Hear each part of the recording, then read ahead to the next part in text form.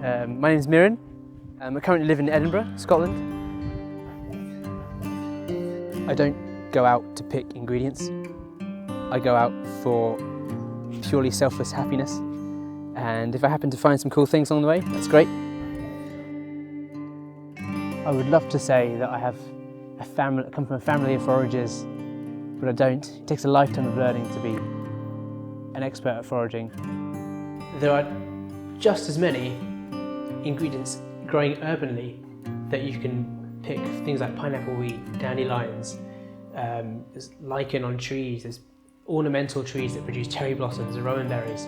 The plan today is to show you some techniques that we use here at the Buck and Birch, and hopefully you can gain inspiration from these to use them in your own bartending techniques with your own bar and restaurant.